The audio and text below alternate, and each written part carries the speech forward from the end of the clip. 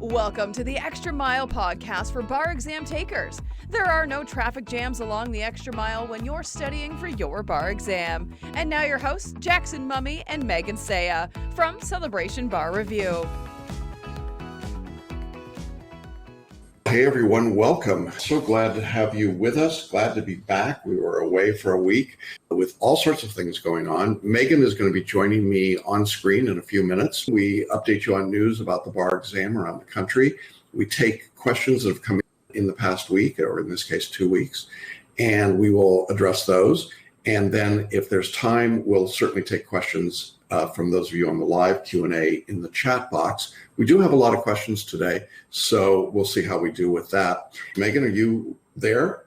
So just before we went online, you and I were saying that it feels like we're both racing. I got to take a breath and catch our breath. It feels like that headlong rush right now, doesn't it? Yeah, I think a lot of the students are feeling that way too. It's just one thing after another, and it's a bit of an overwhelming. I'm hearing that from a lot of students right now, like just things are really feeling overwhelming. So I'm definitely encouraging people to go on June's mindset call and do the abundance for the bar exam workshop. Like, I think anything that you need to do to get your head straight, because man, like we're all feeling it. And certainly people who are studying for the bar are really feeling it. You want to start us off with just news around the bar exam world? Because it's been a busy couple of weeks since we gathered with everybody.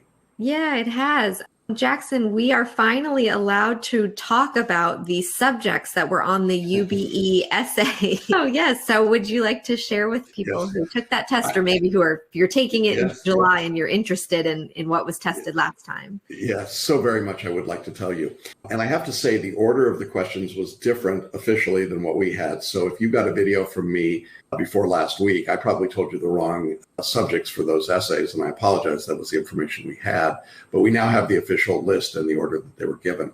There are 6 essays on the uniform bar exam. Essay number 1 was in agency and partnership.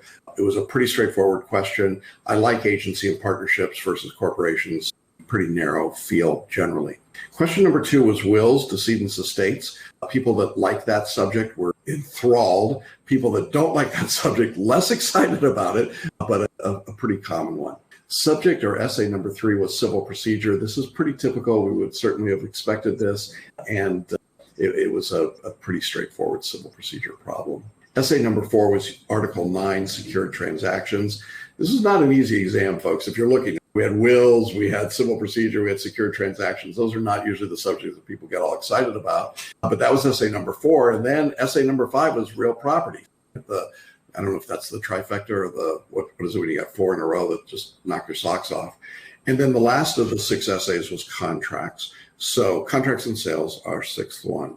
We were pretty accurate in predicting those. If you watch my preview videos, I think it was on pretty spot on with the not the predictions, because I don't want to call them that, but what do we say? The preview of what might be coming. So again, agency and partnership, decedents, estates, civil procedure, secured transactions, property, and contracts. We have now put that information into the Uniform Bar Exam study guide that's online. So if you want to see that and see it in the context of other exams, you will find it in the new online version of the study guide. So that's up. So that's what we know. In terms of performance tests, one was persuasive to a legal audience. The other was objective to a legal audience. So no surprise there. Wonderful. All right. The other big news this week was that California results were released on Friday as expected. What can we take away from this February exam? What did Mark Twain say? Statistics, damn statistics or damn lies? I don't know. The statistics, what the bar examiners in California said, their lead was, hey, the rate went up by 10 points from last February, which is like saying you're only drowning a little. You were drowning a lot before. The overall pass rate on this exam for all bar takers was a whopping 60%. I'm sorry, that's not right. The overall pass rate was, no, it wasn't even close. It was 37.2%. 37.2% pass. Sorry. Not it's such 60. a low number. It's such a low number. I can't even wrap my brain around it. For repeat bar takers, it was 27%. Oh my God, horrible. But here's the thing that really stood out to me, Megan. There were 1,151 people who passed the exam. That was it, 1,151. You did a Google search before we started. What's the population in California right now? Almost 40 million. So for 40 million people, we added 1,151 attorneys. Now, you tell me if that makes any sense to anyone in any rational world. It's just crazy. So very few people passed. Very few people took the exam, and that was not a surprise. There was about 3,100 bar takers in total. A normal February exam in California would be at least 5,000. But the more significant part is that we had far fewer repeat bar takers. And the reason is that the results in 2020, remember that exam was not given until late in 2020. Results didn't come out till very late in 2020. There was virtually no time for a repeat bar taker coming out of that exam to get into the February exam. So of those 3,100 applicants, we had 60% were repeat takers, 40% were first-time takers. That is fewer repeat takers than we normally have, believe it or not, and that changed the totals pretty significantly. So I'm not an optimist about these numbers. They're pretty horrible. 27% is just absurd. I'm glad we had some students that passed who are repeat bar takers. We're going to try and do some interviews and do some other things with them, and congratulations to all of them. If you took the exam in February of 2021 in California, you didn't pass, don't hang your head too low. It was not a good exam. It was not a situation where I think most people had a particularly good opportunity to pass. And so I'm concerned about that. The other number I would tell you is that for the attorney's exam, 57% passed, so a little better than the first-time rate. And we would expect that with attorneys, that we'd get to that 57% rate, but still not very good when you look at it overall. Now, one of the interesting things the bar examiners did note is that, of course, they changed the passing rate from 1440 to 1390, and they did an interesting study to figure out what would happen if the cut score had remained at 1440. And what they said was that if that score had remained at that higher number, only 734 people would have passed. That would have been a pass rate of 23.7%. 23%? Are you kidding me?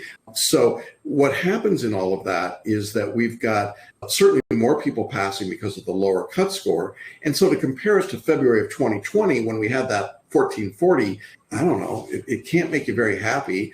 It's better than nothing. You're comparing against an awful number to start with. So that's what we see. And I think that one of the implications of this, and I'd be curious to get your take on it, Megan, is 75 days or so to the next bar exam. If you just got your results out of California, it's going to take a big effort to move into the passing range in that 75 days, don't you think? Yeah, if you're someone who just failed this last exam, I think that you need to take a really specific look at what your score was and what you need to improve and figure out if that's realistic for this time frame. And if it's not, that's okay. The next exam in next February will be there.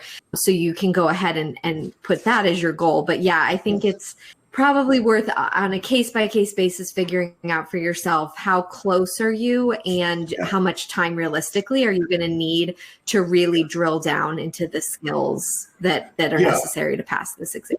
And for our students, that's why I did the videos, and I actually showed students in those videos where their percentile ranking is and where they have to get. To pass the Cal Bar right now, you have to be in the 65th percentile or higher. That's a big number to hit. In most jurisdictions, you don't need to be in the 65th percentile. You'd have to be more like the 50th or 55th percentile. So if you're scoring down in the 10th or 15th percentile and you got to get to the 65th, you might consider starting now and studying consistently up to the February exam. And of course, that's not a problem with our course. You can do that, and certainly the bar examiners would let you sit out an exam or more. But I am really reluctant to have people pounding their head against this exam when they're not ready. Get ready and you can pass it. And one of the things that really helps people pass is to get the coaching. I know you worked with a Cal student, did a coaching program with them, and it made all the difference, right? It's just getting that help. You can't replace that.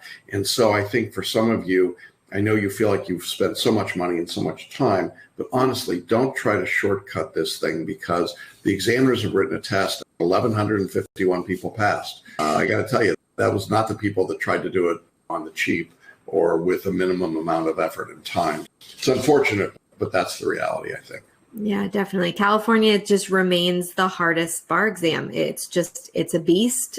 It helps that they brought the passing score down, but the reality is that it is just still an incredibly difficult test to pass. And yeah, it's just hard. You're going to need help if you've tried and failed. We're here, whatever you want, we're here. We want to help you with it. I took it, I passed it first time. I know that it's a difficult test. I know it's stressful. I know it feels unfair when you have friends maybe from law school who are taking other tests and you're like, I would pass that one, or this is so much simpler. So yeah, we're here for whatever you need, but definitely keep your head up, keep studying. Even if you decide to do July, even if you decide to do February instead of July, you should keep studying. And use the tools, right? Use photo reading, use mind mapping, use the Abundance for Bar Study Masterclass, get the coaching help. This is not the time to be stoic and say, by God, I'm going to tough it out on my own. You need as much help as you can get for this test. And if it takes you longer financially to be in a position to do that, take the time. There's no reason to rush in to a test that's giving a 27% pass rate. That's just insane. I know. Headline, Bar Review says don't take the bar exam. But really, right now, don't take it right now. Start studying now, but let's look at February. It may be smarter for many of you. So there you go. All right. We had a student question in the chat box. William asked, when do you think the February 2020 Georgia bar exam results will be released? Poor Georgia, just waiting out there all alone.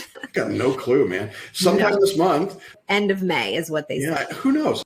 Maybe this is the same thing as their voting rules. We'll wait to the end and you can't get water.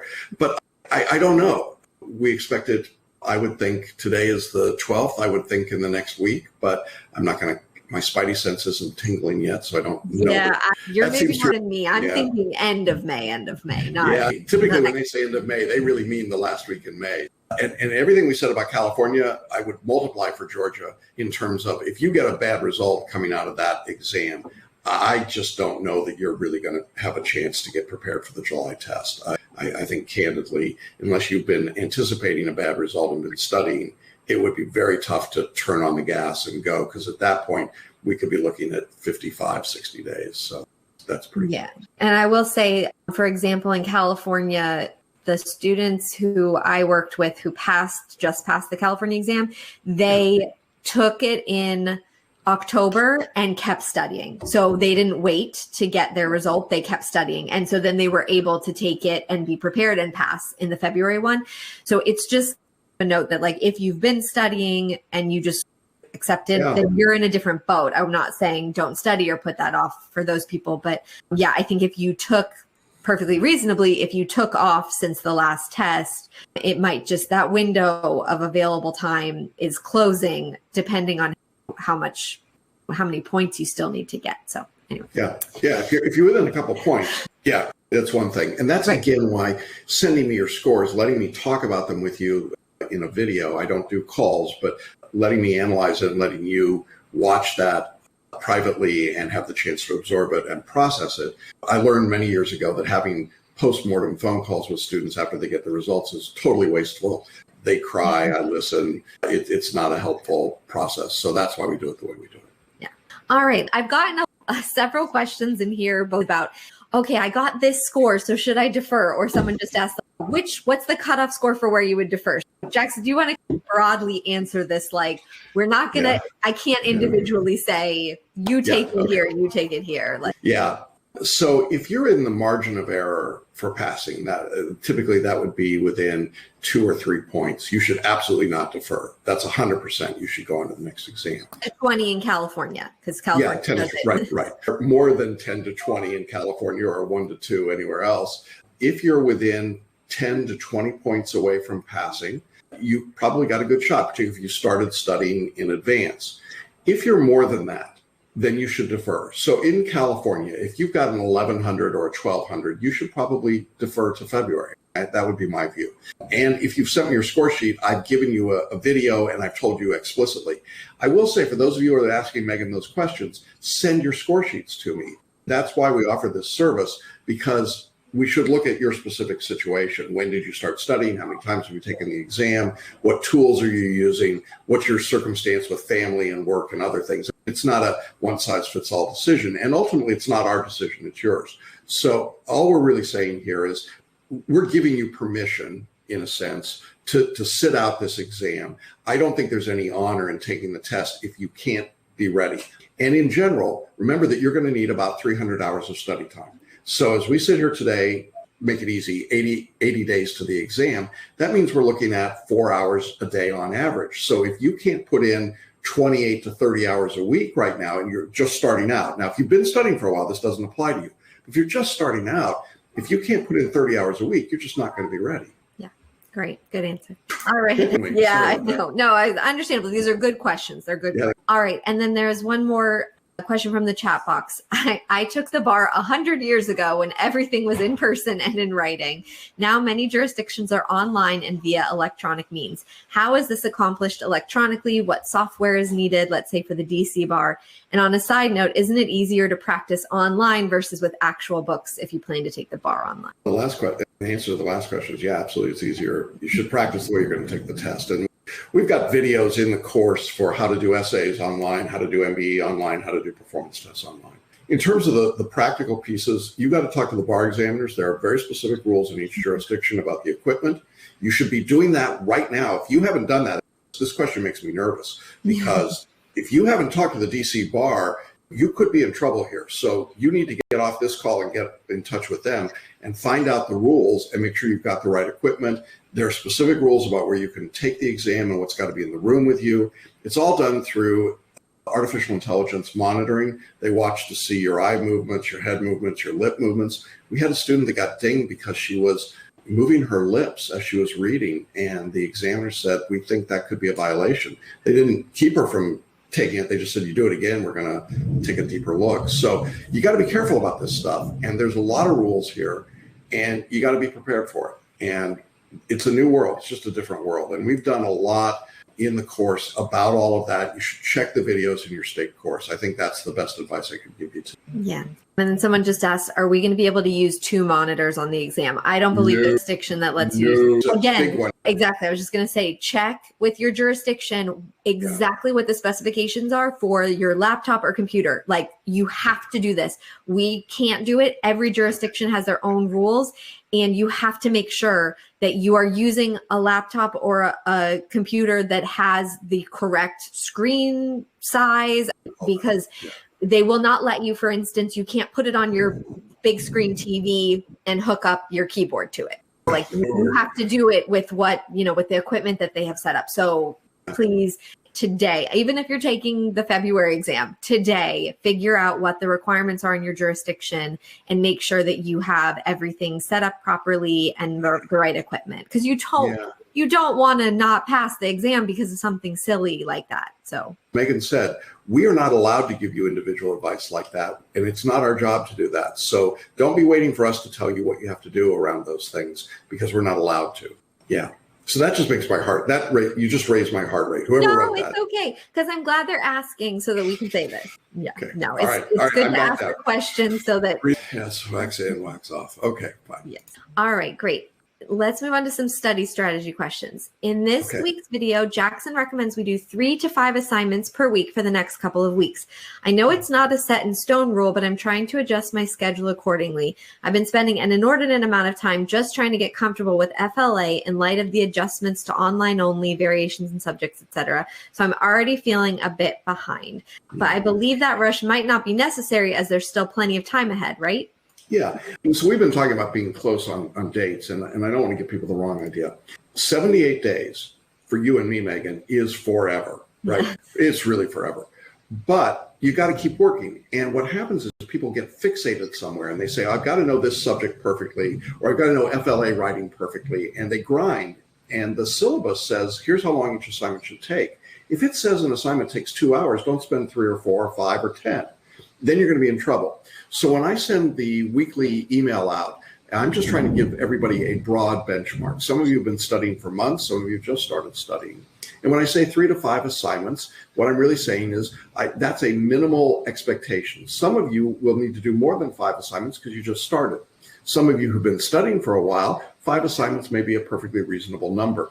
But to be clear, you got to get to the end before the exam. I'm giving you broad benchmarks, but you need to look at your own situation and see where you are. If you're in a coaching call program with Megan or me, we'll certainly talk about your pacing. And if you're still unclear, join the group coaching calls. That's a great place to say, I'm on this assignment. Where's everybody else? They're all in different exams, but get a feeling for where people are. And the group coaches can also tell you, you need to pick it up or slow it down, whatever it might be. So take advantage of all of those resources and you should be okay. Yeah. Do the stuff you got to do to get the help you need now. And don't wait. The longer you wait, the tougher it is to recover. So this is the time to be doing all that. Yeah. All right. Next is a question about the MBE. My scoring in the MBE improved significantly over the past week. It went from 30% to 65 or 75%. However, it does take me forever to read the questions, like sometimes 2 to 3 hours to complete a set of 25 questions. Oh no, too early in the process to read about this. Yes. No, it's not too early. No, wait. Danger, Will Robinson. Don't do that. Follow the study guide. Look, there's a great lecture in the course. I say great in the sense it's helpful, called Selective Intuition. And it's in your course. Selective intuition says that you should answer a multi-state question in 90 seconds from start to finish. We explain the reasoning, we explain the data points. We are able to see through our online quiz how long it takes somebody to reach an answer and whether that answer is right or wrong. What we've learned over millions, literally, of data points is that after 90 seconds, the rate of correct answers drops like off a cliff. It doesn't just gradually go down, it just goes off the cliff. If you take more than 90 seconds to read and answer a question, you're almost certainly going to miss it. So you have to have a way to answer in 90 seconds. That's selective intuition. So if this student is taking 2 or 3 hours to do 25 questions, they're either taking way too long to answer the questions or way too long to review the answer explanations. The review of answer explanations should be by adding to your mind maps and the questions. I'm getting a bit worried about the July bar exam because of my current study time. I'm studying about 1.5 to 2 hours Monday through Friday and 4 hours on the weekends. Is this enough to get me ready for the California bar in July? Probably not. It depends on when the student started and what their status is, but that works out to maybe 10 hours a week. I don't think you can be ready for the exam in 10 hours a week. Again, I think you got to look at where you are in the syllabus and where you got to get to. You can do that math and figure it out. Again, it's about 300 hours of total study time. So if you're still relatively early in the study guide and you're only putting in 10 hours a week, you're not going to get there. So I think it's important to be, as you said, Megan, to be practical and realistic and use your common sense. This exam, particularly California, is not passable at 10 hours a week. I don't know anybody that could do that, not even Kim Kardashian. So I think that you should be planning, most of you should be studying 20 to 30 hours a week right now. That's where probably the majority of students in our course would be. With some exceptions, some people just starting out will need more. Some people who have been studying for a bit longer might be a bit less, but not a lot. 20 hours is the lock-in point for me in the month of May. When we get to June, that number may go up. For many of you, it probably will. But for right now, I'm good at 20. Great.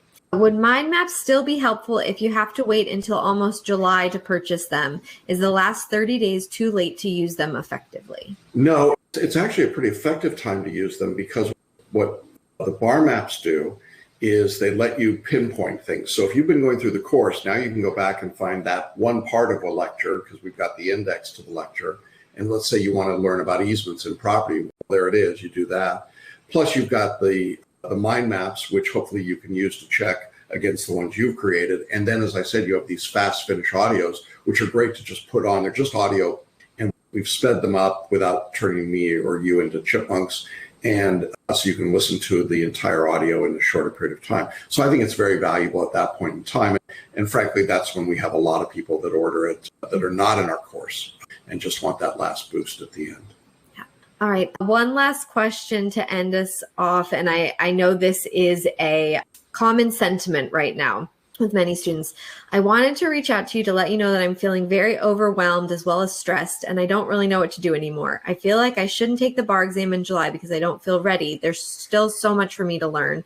I'm doing questions and I'm just still getting them all wrong, and I don't know what's wrong with me. I feel like I have some sort of a block that I just can't get the answers correct, but yet at the same time, I do know stuff, so I'm so confused, and it's just really making me feel down. I was hoping for some guidance or help from you. Not really sure what to do anymore, but at this point, I'm willing to do anything.